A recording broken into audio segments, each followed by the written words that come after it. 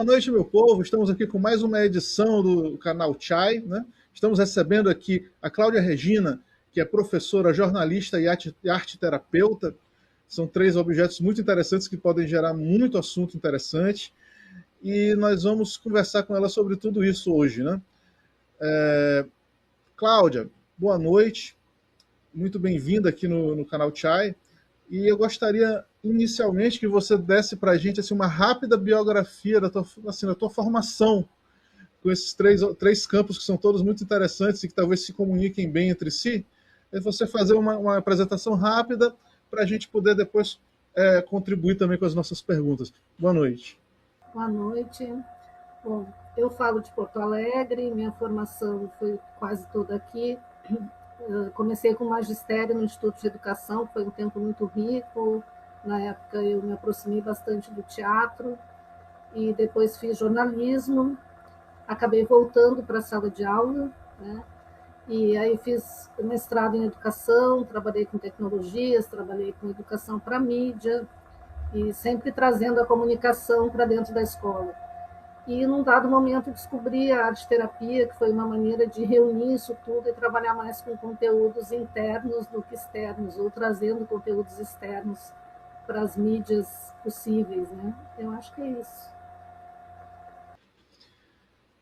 Bom, então nós temos aqui nossos participantes de sempre, nossos componentes aqui do canal Chai, né? E eles vão cada um fazer as suas perguntas. Eu vou pedir que eles façam também pequenas apresentações de si mesmos, as suas primeiras perguntas, e vamos começar aqui com a professora Vera Salles, por gentileza. Boa noite ao canal Chai, né? Mais uma vez estamos aqui com todo o prazer de conversar com a Cláudia Regina e também ouvi-la sobre essa questão da arte-terapia, um assunto extremamente importante. Eu sou Vera Salles, sou jornalista também, professora universitária e uma pessoa que está muito influenada e se dedica à cultura de paz nos últimos anos. Então, Cláudia, você podia falar um pouco, assim, resumidamente, dessa sua trajetória, como é que tudo começou na arte-terapia com você? Sim, foi uma dessas coisas que a vida traz, né? Eu não conhecia a arte-terapia e fui chamada por um amigo publicitário e arte-terapeuta para fazer uma matéria sobre um curso que ia começar na cidade. E era para o jornal Bem-Estar, que é um jornal de distribuição gratuita, de grande circulação, e eu tinha a página central do jornal, e fui buscar arte-terapeutas, fui buscar clientes que fossem beneficiados com a arte-terapia, e me aprofundar nesse campo que eu desconhecia. E eu fiz a matéria e fiquei encantada. E aí, na hora de receber pelo trabalho, eu pedi para trocar aquele dinheiro pelo primeiro módulo do curso.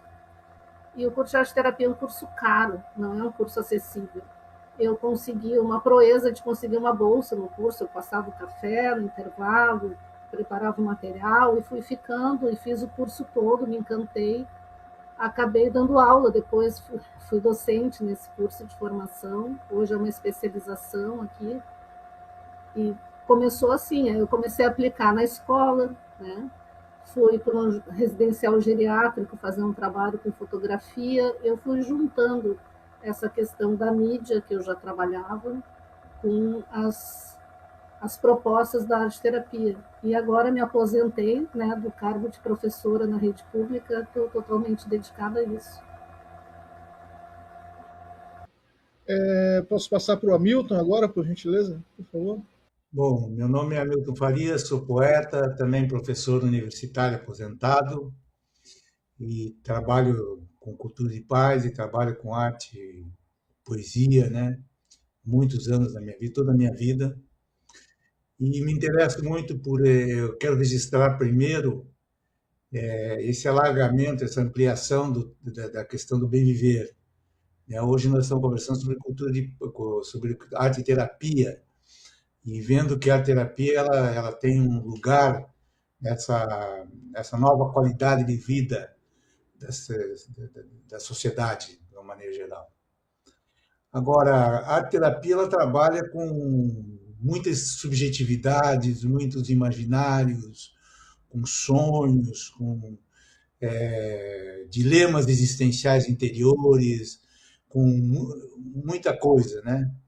Eu queria primeiro que você diferenciasse um pouco a arte-educação da arte-terapia. E depois dizer, por exemplo, a quem serve a arte-terapia, que tipo de resultado que a arte-terapia pode ter para uma pessoa melhorar, qualificar melhor o seu modo de vida. Bom, tem bastante coisa aí, né?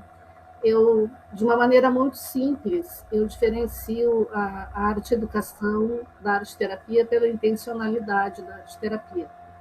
A arte-terapia não exige nenhuma capacidade técnica do sujeito que vai vivenciá-la, né? A arte-educação vai trabalhar com as escolas, com a história da arte, com a experimentação de técnicas, né? A arte-terapia, pelo contrário, ela trabalha com a liberdade de expressão, né? Propõe técnicas expressivas para que o sujeito traga do inconsciente, do seu interior, aquilo que precisa vir à tona, né? Ela é uma terapia como são as outras terapias, né? Eu acho que ela diferencia muito da terapia verbal, porque quando a gente vai para um consultório terapêutico que exige o verbal, está trabalhando com o cognitivo, está trabalhando com aquilo que já se alcança em nível consciente. E a arte-terapia proporciona muitas surpresas. Ela traz para a questão do bem viver o reconhecimento do sujeito, né? O acalmar das suas tempestades internas por reconhecer a sombra que vem à tona. E eu estou falando de arte-terapia junguiana, né? Deixar claro isso, porque tem outras correntes, outras formas, mas a gente trabalha simbolizando e amplificando símbolos, e isso acontece com criança, com adolescente, com adulto, com a pessoa mais envelhecida. Em qualquer faixa etária é possível passar por esse processo. Não sei se eu te respondi, se era isso. Agora, Marina, por gentileza, sua primeira intervenção e apresentação, por favor. Cláudia, seja bem-vinda ao canal Chai. Eu sou Marina, tenho formação em Ciências Sociais, História e Pedagogia. E trabalhei e trabalho com arte e educação.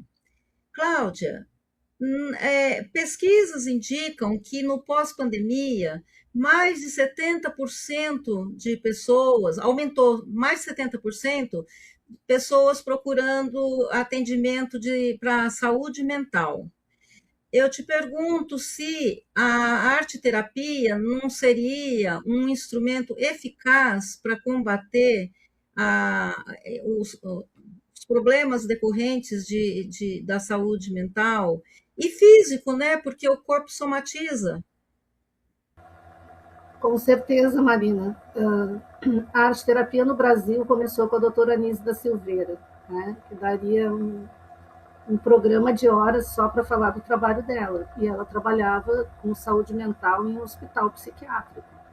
Então, assim, ela trabalhava com esquizofrênicos que tinham poucas condições de fala, mas trabalhando com pintura livre, eles conseguiam expressar o seu interior, tanto que ela, de dentro de um hospital psiquiátrico no Rio de Janeiro, ela fez contato com o Jung e foi expor os trabalhos dos internos na Suíça. Né? Foi reconhecida internacionalmente por esse trabalho com saúde mental com doentes psiquiátricos. Né? Hoje a arte-terapia atende qualquer pessoa, né? Pessoas com problemas mentais mais graves e pessoas que têm os seus conflitos para resolver. Né? É um campo relativamente novo. Né? No Brasil, os cursos de formação, o primeiro foi em 64, na USP, como extensão, depois veio a Ângela Filippini em São Paulo, e aí começaram a migrar para outros locais do país os cursos de formação em arte-terapia. Como eu disse, é um curso que não é tão acessível, né? Poderia estar formando arte-terapeutas em maior número. É uma profissão que recém está sendo reconhecida, então tem muito para crescer, tem muito para alcançar, mas os resultados alcançados com a arte-terapia são inequívocos. Eu sou apaixonada pelo que eu faço, pelo que eu proponho, né? Então sou suspeita para falar. mas com certeza é uma boa resposta e já faz parte das PICs, né, das práticas complementares do SUS. Falta a implementação concreta disso. Cláudia, me diz uma coisa só, como que acontece a arteterapia? Por exemplo, você tem um grupo numa escola ou as pessoas vão até você? Como que se dá a escolha dos materiais? Como que se dá esse processo, acompanhamento? Como é que é isso? Exemplifica um pouco para a gente a escolha da arte para começar um processo, depende do nível que a pessoa está, como é que é isso? Não existe um nível em que a pessoa esteja para estar pronta para a arte terapia. Qualquer pessoa, de onde está, do seu momento atual, pode começar um processo. Na minha experiência só não. Existe um trabalho que é de atendimento individual para qualquer faixa etária. Então, por exemplo, eu, em alguns períodos, atendo em clínica, né? E aí atendo, a gente não chama de paciente, né? Eu sigo a Anísia da Silveira, a gente chama de cliente. Então, atendi, por exemplo, no passado, atendi crianças no nível individual na clínica, ou se atende grupos em qualquer faixa etária. Na escola, tu atende numa sala de aula um grupo de adolescentes ou um grupo de crianças. Não sei se eu posso mostrar um material aqui feito com crianças. Eu falei que eu vinha da mídia, né? Então, isso aqui é um material que é uma recontagem de histórias. Deixa eu pegar a parte que não é plástica, dá para ver melhor. Então, aqui eu tenho a reconstrução de arquétipos, né? Esse era um menino, por exemplo, especial, que ele foi o pai na história, e ele mudou completamente as atitudes dele trabalhando. Aqui a gente reconta uma história, que seria da Maria Borragueira, né? Uma história antiga, e a gente leva meses fazendo isso na escola. Porque tem que fazer o roteiro, tem que constituir figurino, cenário, resolver problemas, né? Isso aqui eram umas tripas de uma vaquinha que iam para o rio, então a gente tinha que achar como que a gente ia significar isso, como que a gente ia criar essa imagem. E eles vão vivenciando papéis, né? De quem é mal, de quem é bom, como é que é isso, como é que é ficar nesse lugar. Os milagres, né? Os presentes, os castigos, tudo isso entra na história. Então, esse é um exemplo de trabalho em escola, com crianças, e que tem um resultado excelente. Aí eu tenho, no atendimento individual, um menino que tinha dificuldade para estruturar texto, para estruturar a sua comunicação, por hiperatividade. Ele me disse que ele só gostava de pensar em viagens. Aí a gente foi pegar recortes de revistas e ele construiu esse guia de viagens para o País Belo. O País Belo, segundo ele, é de um surfista que dormiu na prancha e acordou num país que ninguém conhecia no mundo. E aí aqui ele tem um mapa do país, né, onde fica o país. Ele cria uma moeda para o país, a linguagem, a vegetação. Isso tudo é processo criativo. Mas dentro do processo criativo ele foi estruturando uma sequência, o texto, as ilustrações, e trabalhou numa lógica. Né? Então esse é um atendimento individual.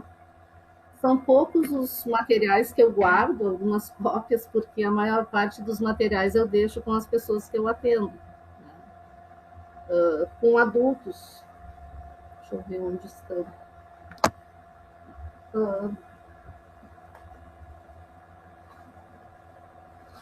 Esse aqui é o material que eu produzi, mandalas com chapas de raio-x. Né? Então, eu não tenho material pronto, mas esse é um material que se propõe para fazer colagem em cima dele, com tecido ou com figuras de revista. E esse material, a gente trabalha ele na mesa, ele não tem nenhum vazamento de luz. Aí faz a colagem, quando levanta que ele tem vazamento de luz, a figura que está na chapa interfere na figura que foi feita na colagem.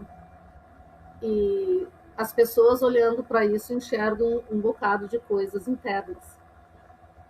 Então, é assim se dá a arte terapia, né? De uma maneira simples, mas assim, trazendo para a expressão e para o projeto criativo formas simples. Tu não precisa saber desenhar, saber pintar, saber colar. A gente vai compondo coisas, trazendo histórias e acordando o sujeito. É mais ou menos isso.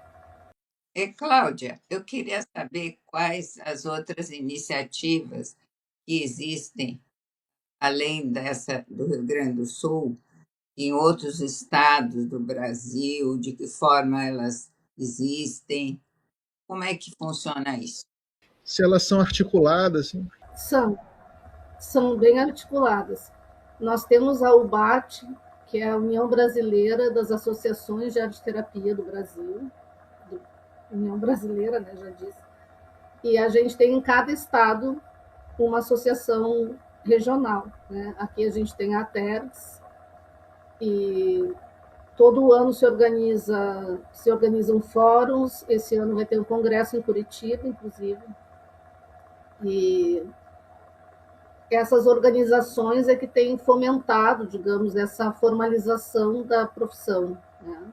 A gente já tem um número no Código Brasileiro de Ocupações, no Ministério do Trabalho, e agora deve sair a regulamentação da profissão de arteterapeuta. Então, eu diria que a Nise começou lá com o Museu do Inconsciente na década de 50, a gente está andando, está ainda engatinhando, né, com esse campo. Nas próprias práticas complementares do SUS, a arte-terapia aparece pouco. Cláudia, aqui em São Paulo tem uma amiga, ela chama Dalali. E ela trabalha uma coisa muito parecida com o que você está fazendo. Ela chama de manifesto. É muito parecido com o que você faz. Chama manifesto, ela cria, junto com as pessoas, capa de livro, de caderno, cada um constrói a sua história. Segundo ela, a pessoa entra de um jeito e sai completamente diferente. Você já falou isso para a gente, né? Que as pessoas se modificam, né? É, e agora eu fiquei curiosa. Vocês não se conhecem, não? Chama Manifesto o trabalho dela. E o objetivo principal é tirar as pessoas das telas, as pessoas aprenderem a reaprender a pensar, a refletir, a olhar dentro de si, olhar para o outro, escrever, desenhar, né? Para se afastar mais das telas e mergulhar mais dentro da pessoa e com um olhar para o outro. Não só completando a Marina, é que, pelo menos a percepção que eu tenho, né, não conheço muito arte terapia, mas que seria você, mais do que indicar caminhos a serem trilhados, seria descobrir o potencial criativo de cada um, né? Onde você, por exemplo, quando a pessoa está com muitos problemas existenciais, ela está em processo de autoestima baixo também, muitas vezes, porque ela não encontra caminhos e ela não sabe o potencial criativo que ela tem para ampliar esse potencial criativo e, inclusive, resolver problemas, resolver situações da vida, avançar na vida, enxergar, olhar de forma diferente, pensar de forma diferente. Agora, eu fico preocupado também como que se dá a continuidade disso, o acompanhamento disso, porque você vai para uma sessão e tem um alumbramento ali, uma coisa, uma alteração de consciência enorme, daí como é que fica o resto da continuidade, se for um trabalho coletivo, como é que se dá isso? O ideal é que se trabalhe individualmente com uma sessão semanal, né? Ou com grupos da mesma forma. Um outro formato que eu tenho trabalhado bastante é com vivências. Essas vivências elas têm a duração de 3 a 4 horas. Ano passado eu consegui um local muito, muito interessante, um centro cultural aqui em Porto Alegre, num edital. Aí nós fizemos 3 encontros de 4 horas. E aí o arte-terapeuta tem que ser hábil o suficiente para abrir e fechar as questões numa sessão. Não pode, acho que de terapia nenhuma, a pessoa sair com as questões em aberto, né, se desmanchando por aí. Então, nas vivências, a gente faz uma abordagem, né, e que é muito interessante, assim, porque as pessoas sempre acontece, né? As pessoas se emocionam, as pessoas choram, as pessoas lembram de coisas, atualizam memórias, porque o próprio material ele proporciona isso. Na verdade, a minha função como arte terapeuta é meio de orquestra, né? É propor, motivar e aí ir conduzindo esse processo. Cláudia, eu reparei, assim, pelo que tu vens falando, que tem muita semelhança com outros campos que a gente conheceu em algum momento, como teatro do oprimido, né? E tu já falaste também que isso aí tem muito a ver com as questões dos arquétipos do junguianos e tal. Eu queria entender assim, como é que ocorre a seleção dessas ferramentas, assim, você vai selecionar na hora de acordo com eu não sei se é o caso de chamar de paciente, me foge agora, cliente, é certo. Você vai selecionar de acordo com uma anamnese, vai conversar com a pessoa e vai selecionar essa ferramenta. Que tipo de ferramenta está no teu leque, por exemplo? Bom, exatamente. Principalmente para o cliente individual se faz uma anamnese para começar o trabalho. E aí vai ver o que a pessoa está precisando, né? A gente tem várias indicações teóricas na formação de arte-terapia, por exemplo, quando se trabalha com argila, trabalha com coisas mais primitivas, quando a pessoa está precisando botar raiva para fora, né? Precisa de um material mais denso. Quando a pessoa precisa suavizar, ela precisa de um material mais fluido. Eu trabalho com algodão, né? Que é algo que eu venho trabalhando faz um tempo, que a gente faz casulos nas vivências. E isso aqui é um material que é uma delícia de trabalhar, né? E não tem como não ficar durante uma hora trabalhando, mexendo, colando, criando uma imagem, uma estrutura tridimensional com isso, e não trazer nenhuma emoção, né, via corpo. Porque é isso também, a gente trabalha o criativo, trabalha o emocional, mas a gente trabalha a respiração. Tu disseste que tem a formação de música, né? Eu pesquiso música, edito música para fazer os trabalhos de arte terapia, especificamente para aquilo que eu percebo que está sendo necessário trabalhar. Eu trabalho para selecionar material, é isso, a partir da anamnese, mas eu gosto de pesquisar material. Eu, em termos de tinta, eu tenho trabalhado com pigmentos naturais, que o próprio material tem uma história, né? Material de falésias que são destruídas, né, para virar pigmento, e aí a gente coloca cola, coloca óleo, coloca um pouco de água, faz uma massa, e aí, deixa eu ver se eu tenho alguma coisa aqui também, saem pinturas espontâneas, por isso aqui é pintura de grupo, não sei se dá para ver. Isso aqui é pintura de grupo em oficina, não tem nenhuma combinação, não tem nenhum tema, a gente coloca a música e vai, né? Uma outra questão que se trabalha, vem do Jung também, é com a imaginação ativa. Então, conforme o tema que se está trabalhando, vou editar uma música, né, específica para aquele momento, e a pessoa vai fazer um exercício de respiração, vai fechar os olhos e vai ser conduzido para ir para o seu próprio imaginário, e na volta vai ou pintar, ou vai desenhar, ou vai fazer uma expressão corporal. Então, assim, é sempre um jogo de linguagem que se faz, né? E vocês trabalham com obras, obras de pintores e coisas assim, clássicos e coisas assim, dessa natureza também? Sim, também. Trabalha com a recepção e com a expressão, né? Se trabalha, sim. Mas sempre para provocar uma ação, né? Sim, uma resposta, né? Cláudia, o Brasil ele está se tornando um país de idosos, mais de idosos, né?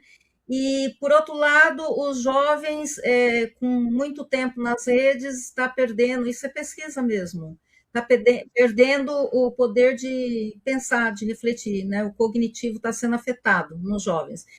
eu pergunto assim, você acha que a arte terapia... e com isso, tanto os velhos como os jovens, eles se sentem num isolamento social. A arte terapia, ela é capaz de romper o isolamento social, tanto nos idosos como nos jovens? Eu fiz ao longo dos últimos anos, dos últimos 10 anos, eu acho, pequenas oficinas na Feira do Livro, aqui em Porto Alegre, que é um evento grande, né? Mas a gente tinha uma salinha e eram assim 5, 10 pessoas no máximo que vinham para as oficinas. E em diversos momentos, espontaneamente, vieram pessoas com mais idade. Né? Um dos temas que eu trabalhei foi sobre os pequenos males. Né? As pessoas trazerem seus pequenos males, e aí tinha música, e aí tinha material, né, proposto para isso, e aí as pessoas conversam, porque no grupo, além de toda a expressão individual, tem a troca. Eu estou vendo o que o outro está fazendo, eu estou me identificando, ou eu estou discordando, então sempre tem a conversa junto, né? E eu vi essas reações, né? Esse descongelamento que a gente chama dentro dos grupos. Um outro tema que eu trabalhei numa outra feira foi o livro que eu sou. Né? Cada um de nós é um livro, cada um de nós tem uma narrativa. Né? E o que a gente faz com ela? A gente guarda para si. Então, quando num grupo tu é capaz de trazer a tua narrativa e ouvir a do outro, ver o que tem de comum, o que tem de diferente, o que eu poderia ter escolhido que ia me levar para um outro caminho, né? Isso faz muita diferença. Claro que não é sempre, né? Tem pessoas que num pequeno estímulo assim não vão alterar sua forma de estar aqui, mas eu acredito. E com os adolescentes na escola, eu pude vivenciar isso trabalhando com autorretrato, né? Mas não com autorretrato comum, a gente trabalhava autorretrato com giz molhado, giz colorido molhado no papel preto, né? Então não ficava um retrato comum, e aí tu vai com uma Polaroid, faz fotos deles, eles vão comparar, e aí eles acham engraçado, daí eles trocam isso. São coisas simples, eu acredito, assim, em termos técnicos, né? Você tem pouco material também. Outra coisa que eu fiz com eles foi amuletos com argila.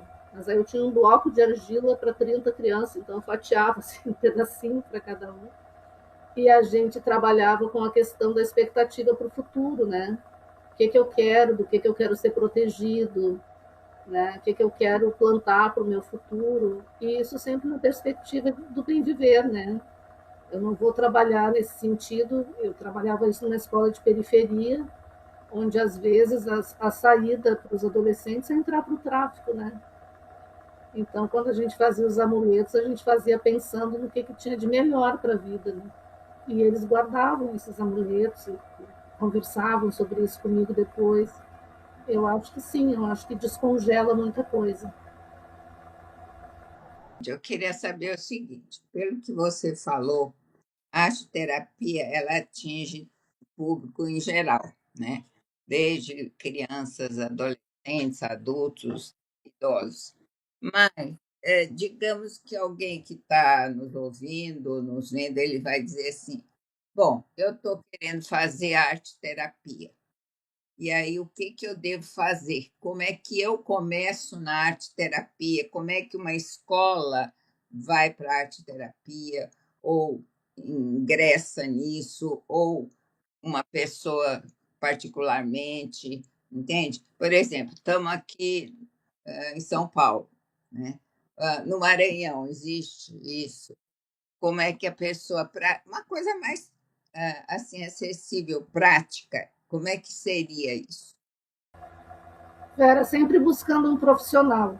Né? A formação de arte terapia tem mais de 500 horas de aulas práticas e teóricas, mais um estágio com um número considerável de horas. Eu tenho visto muito no Instagram assim, cursinhos rápidos de especialização com preço muito barato, muito acessível. Eu não acredito nisso. Então, assim, como todos os estados do Brasil têm a sua associação, é buscar o site da associação e lá tem uma lista de arteterapeutas que podem dar atendimento, seja para uma instituição, seja para uma pessoa.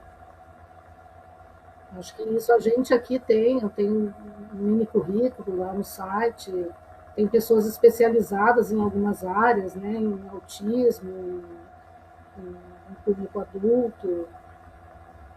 Então, acho que sempre buscar um profissional confiável. E de onde costuma surgir a demanda? Assim, você atende mais a demandas institucionais, de instituições buscando esse tipo de abordagem para lidar com as pessoas que elas atendem, ou são demandas individuais? Existe a clínica, né? Na clínica sempre há busca de atendimento individual. Na medida que a gente vai divulgando, por exemplo, eu tenho feito as vivências e aí sempre vem outras pessoas indicadas, né, para as vivências e acabam trabalhando. Existem, por exemplo, eu estou vendo aqui próximo de casa tem um centro de juventude, né, que eu estou pensando em propor alguma coisa, porque não, a demanda não vem sozinha. A gente tem que divulgar e mostrar essas possibilidades, porque ainda é algo muito novo. Cláudia, não, tem alguma interface com psicodrama, com biodança, alguma coisa? Como é que esse diálogo entre essas áreas que até utilizam arte de certa forma, né? Não como foco central, mas que também utilizam. Tem com musicoterapia, com biodança, inclusive a partir dessa publicação coletiva que a gente está fazendo aqui das práticas complementares, hoje uma pessoa que é da biodança me chamou para a gente oferecer algo em conjunto, né? Porque o foco é um pouquinho diferente, mas assim, eu faço trabalho corporal dentro das minhas vivências, porque é necessário para fazer um trabalho de imaginação ativa, eu preciso fazer um relaxamento antes, eu preciso que a pessoa tenha um pouco de consciência de como está o seu corpo para poder trabalhar, né, para poder estar pronto para isso. Se a gente pode juntar as coisas, excelente. Aqui em Porto Alegre, o primeiro curso de formação, quem trouxe foi a Lígia Diniz, do Rio, que é arteterapeuta, tem um curso lá de formação de arteterapia, ela é irmã da Leila Diniz, que a gente conhece mais, né? E a Lígia continua com o seu curso, o curso que eu fiz nasceu dos alunos da Lígia que resolveram depois começar a formação aqui em Porto Alegre, numa clínica. E a Lígia, a formação dela é no teatro. Então, a arteterapia, ela acolhe todas essas linguagens, né? Cláudia, eu tive já a oportunidade de ver algum material teu na sala de aula vestida de Emília, né? E eu queria saber como essa abordagem ela surge diretamente da tua experiência com a arte terapia, essa ideia essa interação com as crianças daquela maneira, por exemplo? Não, a Emília nasceu lá no Instituto de Educação, na época do Instituto de Educação, que eu estava num flerte assim com o teatro, né, querendo ser atriz, e aí um diretor de teatro daqui me chamou para fazer a personagem na inauguração de um shopping em Guatemi aqui que tinha o mês da criança. E eu comecei e a personagem virou uma parte minha, né? Eu até o final, agora na aposentadoria, as crianças na escola não me chamavam de professora Cláudia, elas chamavam de Prof. Emília, porque eu usava esse recurso muito, né, do drama do personagem infantil para criar uma cumplicidade com elas na sala de aula que não era da professora formal, né? Então isso teve muito a ver também com a arte terapia, me lançou, né, para poder deslocar da formalidade mesmo como arte terapeuta, eu acho que eu não sou uma pessoa muito formal, assim, né? Eu procuro me colocar mais próxima sempre das pessoas que eu estou atendendo. E a Emília é isso, né? A Emília é rebelde, ela surpreende. E a arte terapia faz isso também, acho que tem a ver. Deixa eu ver se eu consigo mostrar para vocês. Eu separei aqui um material, mas ele é muito grande. Isso aqui eu fiz, dá para ver? Deixa eu ver mais para cá. Só que é um livro gigante. Chama O Dinheiro das Estrelas, que eu fiz no curso de arte terapia. Essa é minha filha, que hoje já vai ser mãe pela segunda vez. E a gente fez as fotos e montou o texto. E esse é um trabalho que eu faço, não desse tamanho, né? Mas que é algo muito legal de se fazer. Que a gente foi do Jardim Botânico aqui tirar as fotos e foi montando. E aí, conforme o ambiente do momento da história, a gente foi compondo depois.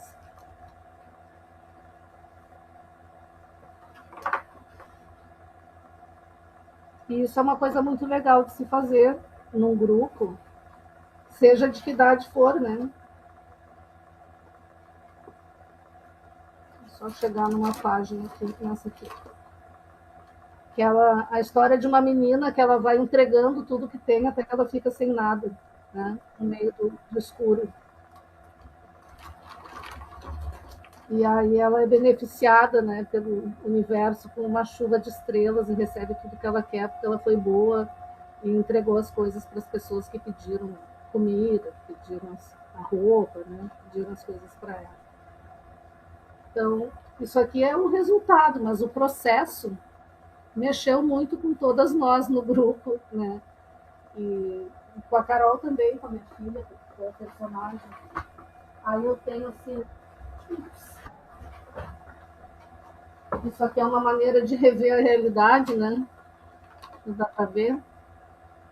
Esse aqui é o guarda, né? Segurança da escola.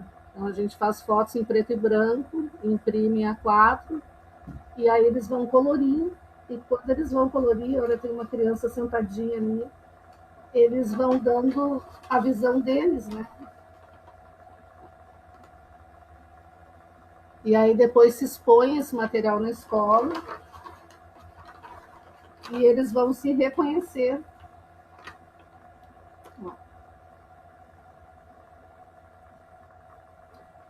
Eu sou suspeita, gosto muito de fazer isso. Oi? Não, eu ia dizer que assim, hoje eu fui recuperar para ver que material eu tinha em casa para mostrar para vocês. E fiquei emocionada, porque assim, me deu saudade desse trabalho, que é muito bom de fazer. Que as crianças, elas entram assim, e eu diria que os adultos também nas vivências, sabe? Porque viram crianças, né? Porque quando a gente brinca com o material, quando a gente vai fazer a tinta dos pigmentos, a gente volta para o momento da infância, né? A gente retoma uma brincadeira, uma capacidade de rever a realidade que a gente vai perdendo com o tempo, né? Assim, muito superficialmente, eu tô entendendo esses processos assim como você trabalha com a pessoa para dar vocês dois assim ou ela traz à tona uma narrativa, né, a respeito do objeto em si, se é da vida dela, se é de algo que ela, bom, não deixa de ser da vida dela sempre, né? E aí eventualmente ela pode incorporar aquilo na realidade de uma maneira mais ativa, mais racional.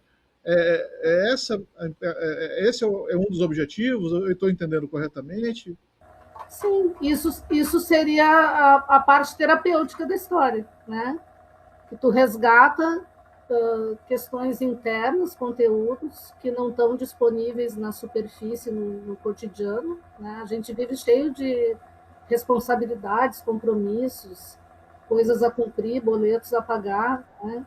A gente não tem tempo de ficar se olhando e às vezes se a gente se olha sozinho, a gente se assusta com o que a gente está vendo, né? A gente precisa poder colocar para fora e organizar. Outra coisa que eu me lembrei, você podia falar um pouco sobre esse trabalho seu Metamorfose? Sim, Metamorfoses foi o trabalho de 2024 para cá que eu estou me dedicando, que eu estava procurando um tema para trabalhar com adultos, porque não dá para fazer anamnese quando tu recebe um grupo de adultos para trabalhar, né? Tu não tem esse tempo. Então eu queria um tema que pudesse fazer sentido para muitas pessoas. E aí a gente teve vários exílios aqui, teve enchente, e aí teve também uma obra aqui na fachada do prédio, que eu precisei sair de casa por uns dias, ir para uma casa no litoral. E aí eu fiquei como se fosse no casulo da metamorfose, né?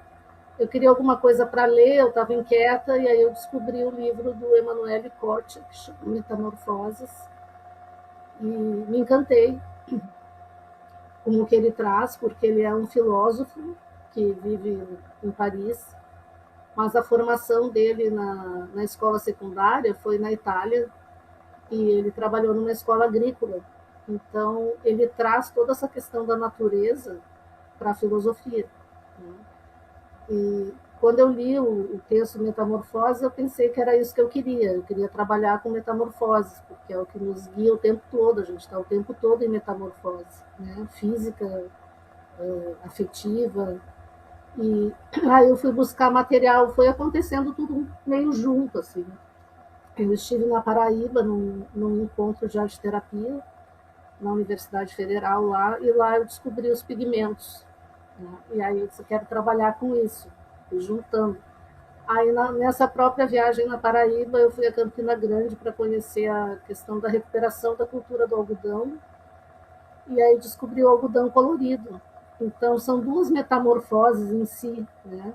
O pigmento que vem da rocha e se transforma em pó para tinta, e o algodão que é colhido, né, mas que passou por toda uma metamorfose para superar o ataque da praga do bicudo, que no Maranhão também aconteceu, né, na década de 80, 70, 80, que a cultura do algodão acabou, e aí com pesquisa conseguiram voltar para fazer uma cultura diferente, se livrar da praga, e aí veio o algodão colorido, que economiza água, né?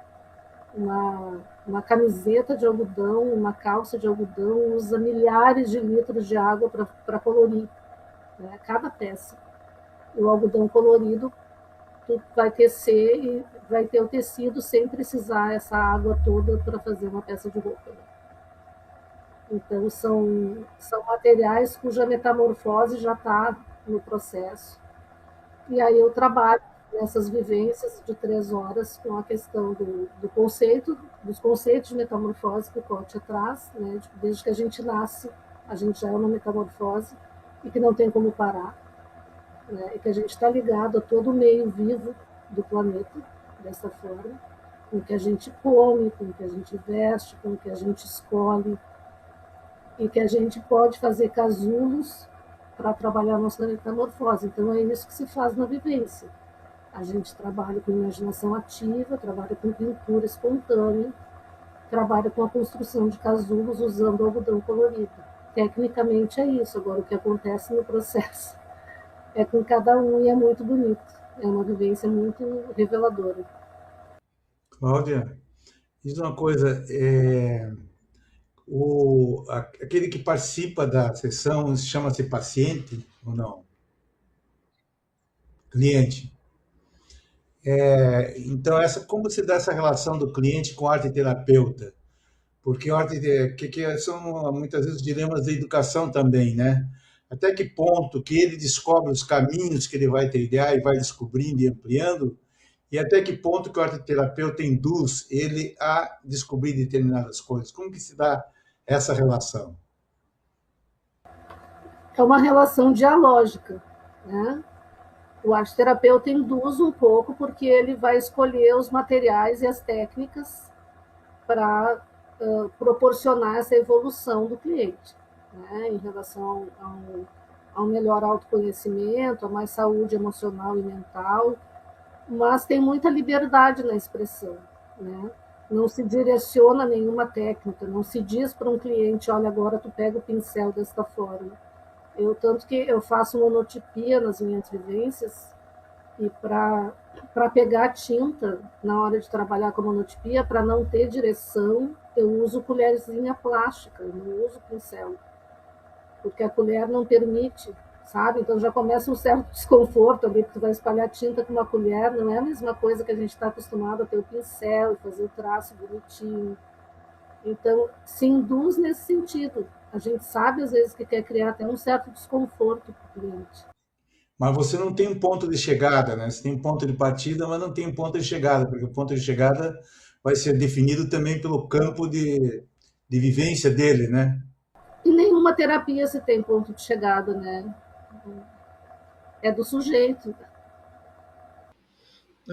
Complementando essa questão que a Milton colocou, Cláudia, eu lembro que tu falaste no começo aqui da nossa conversa que não podia deixar em aberto as questões tocadas, né, no objeto com o cliente. E num tratamento, entendendo que esse tratamento nunca vai ser não necessariamente é uma única sessão, né? Pode ter um acompanhamento de várias sessões e tal. Acho até que é o desejável. Como é que funciona isso? Cada sessão vai ter abertura e fechamento do objeto, não pode deixar a pessoa sair com aquilo. O que é que quer dizer exatamente isso, né? Se é para a pessoa não sair com aquilo em aberto até chegar no próximo dia, como funciona? Na arte terapia junguiana, tudo que a gente produz, pelo menos eu faço assim, a pessoa leva para casa. Tá? E a gente pede à pessoa que converse com a imagem que ela produziu. Que durante o período que não se está em terapia, que ela possa ir vendo se tem outros ângulos de visão para aquilo que ela criou, se ela poderia fazer de uma outra maneira. Então, tem uma continuidade, né? Tem processos que levam meses, né? Isso que eu mostrei para vocês aqui do livro com fotografias, a gente leva meses fazendo.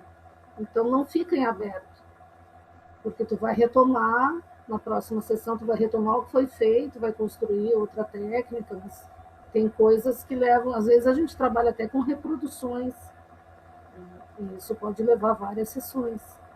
A pessoa, o tema de casa, digamos, né, de fazendo essa conversa enquanto não se está junto. Ficar em aberto, então, quer dizer ficar sem conclusão. Não, o ficar em aberto que eu falei é fazer uma única sessão, um único encontro e deixar a pessoa sensibilizada com o processo e não voltar a falar daquilo. Isso pode ser ruim, né? A pessoa está muito deprimida, aí ela traz uma questão e ela fica muito mexida com aquilo, se ela não tem continuidade, pode ser ruim. Acho que em qualquer terapia também. E como é que a pessoa... Desculpe insistir nessa questão. Estou tentando suprir uma lacuna de ignorância minha aqui. Né? No caso, a pessoa está lidando com assuntos que podem ser muito pesados, eventualmente. Né? Você vai deixar essa pessoa pensando a respeito disso uma semana até a próxima sessão. Como é que é o final dessa sessão para você acalmar a pessoa, eventualmente, para ela saber trabalhar isso aí de uma maneira tranquila até chegar a próxima sessão, por exemplo? Toda sessão termina com uma conversa e também, muitas vezes, com escrita. Né? A pessoa faz a sua produção e ela escreve a respeito do que ela sentiu, do que ela projetou. E aí não tem jeito, tem uma parte que é com ela. Né? Cláudia, e a poesia entra onde? A poesia, eu uso poesia nos meus encontros.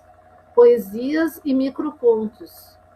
Eu tenho uma amiga que está na Austrália que publicou uma série de microcontos e eu uso porque eles despertam, né? A própria poesia também desperta uma série de sensações e de imagens para se registrar. A poesia é muito bem-vinda, assim como a música, como recurso de estímulo, né? Eu queria ver a questão, aprofundar um pouco a questão do bem viver. Assim, qual é a relação da terapia com o bem? Ou seja, o indivíduo com ele mesmo, o indivíduo com os outros, o indivíduo com a natureza, o indivíduo com a comunidade. Qual é essa relação, no seu entender? Professora Vera, para mim, a relação do resultado de um processo arte-terapêutico, ele leva para melhorar, para aproximar do bem viver. Quando a gente trabalha em grupo, as pessoas saem com relações mais fraternas, compreendendo a si mesmas e aos outros, e isso é fundamental. No processo das metamorfoses, o que a gente trabalha é que somos parte de um todo, né? Que as metamorfoses elas estão todas relacionadas, nós não somos seres isolados, né? Então vivenciar isso colabora para o bem viver. Eu acredito, quando a gente passa a ter uma visão melhor da gente e do ambiente que a gente vive, só pode colaborar.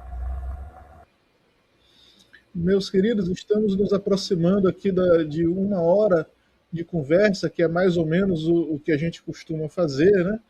Eu queria perguntar se tem mais alguém querendo fazer uma pergunta. Marina, você para a gente poder começar a encaminhar as nossas despedidas aqui. Você tem mais alguma pergunta, Marina? Não, eu queria saber se ela consegue medir os desdobramentos do trabalho que ela faz com um pessoal mais fixo, que ela teve um relacionamento mais prolongado com ou com uma pessoa ou com uma turma. Como é que é o depois, o pós-trabalho de arte terapia? Se você tem contato com as pessoas. Tem. O que eu vejo é que as pessoas se mostram mais integradas no, dentro do meio familiar, da convivência, né, na escola, por exemplo. Mudança de comportamento para não é difícil falar mais adequado, não é adequado do ponto de vista formal, mas adequado para a própria pessoa se sentir melhor, né? E algumas acomodações de processos eu vi várias vezes, né? De que a pessoa passa a lidar com as suas questões de uma maneira mais tranquila. Acho que é o que se vê, assim. E das vivências, eu tenho muito retorno das pessoas dizendo que elas querem mais, né? Que elas conseguiram ver coisas em si, que elas conseguiram interagir de uma maneira interessante. Aí tem uma pessoa que vem e diz, eu quero trazer minha mãe, né? Porque é uma coisa legal. Então, é isso, assim, eu tenho me dedicado mais para esse campo nos últimos tempos, e isso também me estimula a continuar. Eu tenho mais uma pergunta, Paulo, que é a seguinte: a arte terapia ainda é uma coisa à margem, né? Vamos chamar assim.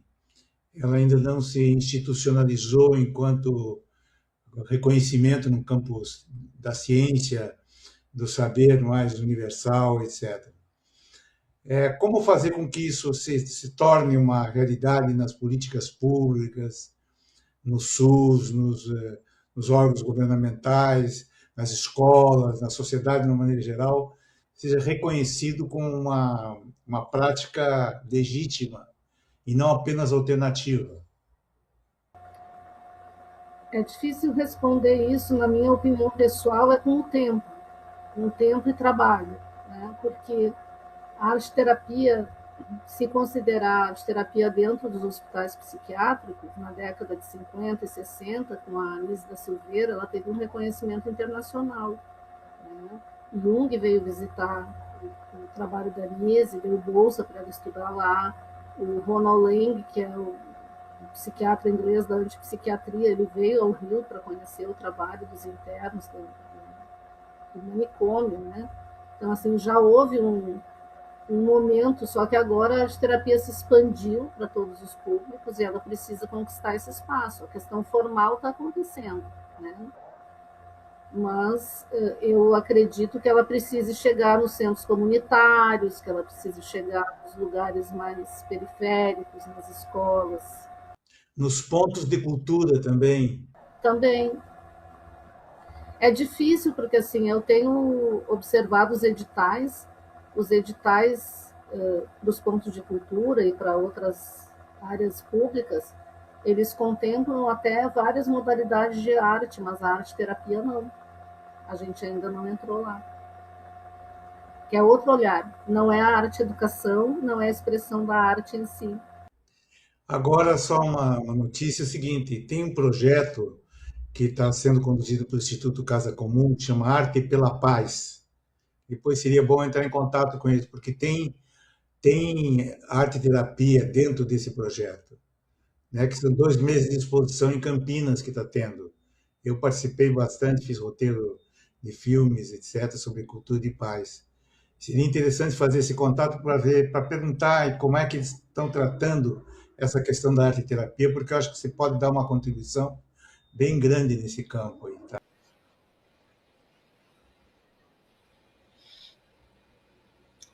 Acho uma mensagem que eu gostaria de deixar aqui seria no sentido de que as pessoas às vezes reconhecem a necessidade de uma terapia e não sabem bem por onde começar, porque a oferta é até grande, diversa, né?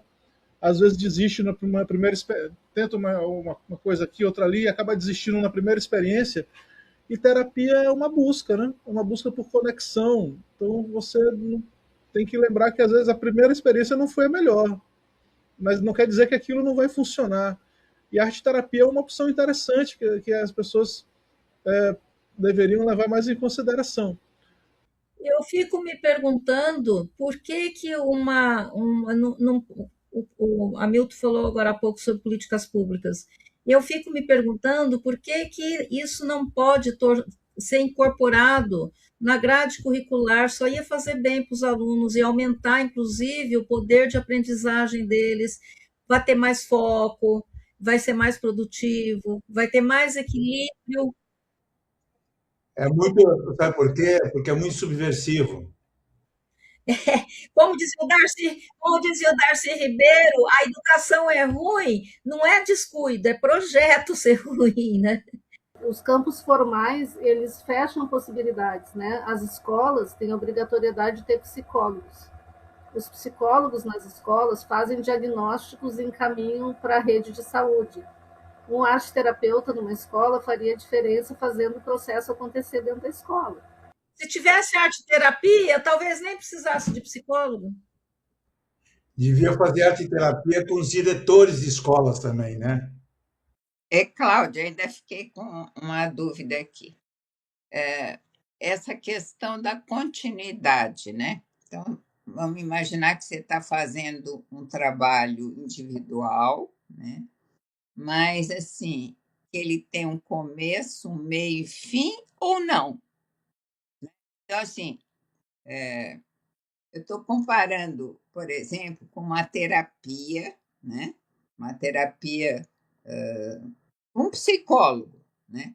Que, de alguma forma, você é trabalhado o tempo todo, né? E que leva você a você se reconhecer, o seu eu interior, uma série de coisas, um descobrimento do eu para fora e de fora para dentro também, né? Então, isso aí, como é feito isso? Eu fiquei com essa dúvida.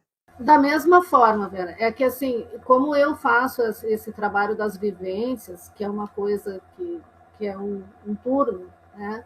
É mais para despertar as pessoas para a arte terapia, mas o atendimento arte terapêutico em consultório ele é igual ao atendimento de um psicólogo com terapia verbal.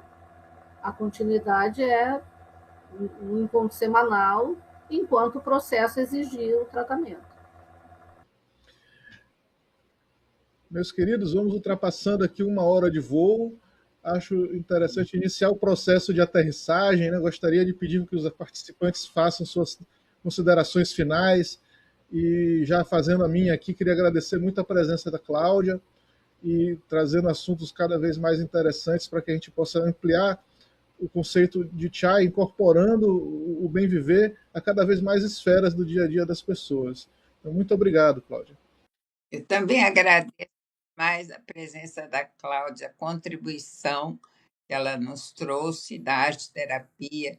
Eu tenho certeza que é um campo que ele deve se abrir quando as pessoas também, quando a sociedade vai se abrir para esse campo, né?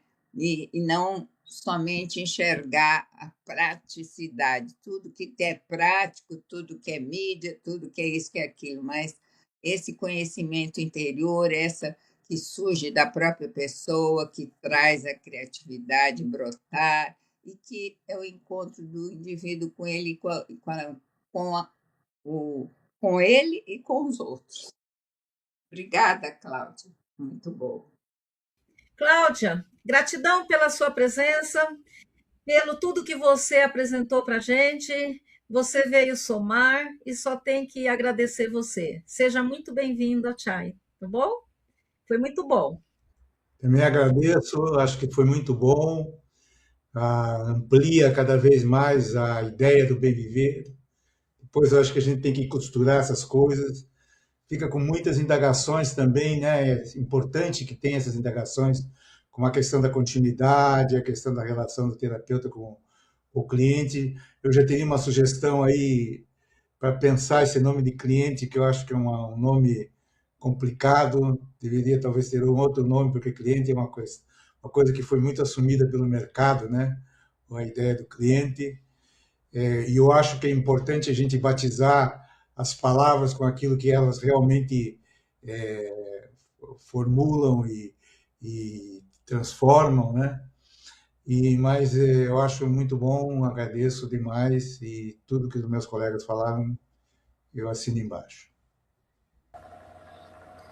Gente, eu só posso agradecer, né? Fico muito feliz com esse espaço, com essa possibilidade de diálogo com pessoas tão especiais como vocês são, né? Com as trajetórias de cada um. E eu concordo que o termo cliente é estranho, mas é que a Nise não queria chamar de paciente e não se achou outra coisa. Quem sabe a gente começa aí a pensar numa outra possibilidade. Que paciente é um cara que não tem ação, né? E, bom, agradeço muito, espero não ter fugido de assunto ou falado demais, porque é um campo muito rico, a experiência é muito rica. Ainda não mostrei a TV de Manivela, que ficou aqui, mas uma outra oportunidade. É muita coisa, comecei a mexer hoje no material e a gente vê quanto caminho, né? Porque não tem arte-terapia, o bonito de trabalhar com arte-terapia é que não tem nada pronto. A gente vai construindo junto, né? A gente vai pesquisando material, pesquisando técnica e acordando as pessoas, descongelando os momentos das pessoas. Assistir isso, fazer parte, é muito bom. Obrigada. Legal. Então, boa noite, gente. Até mais. Gratidão.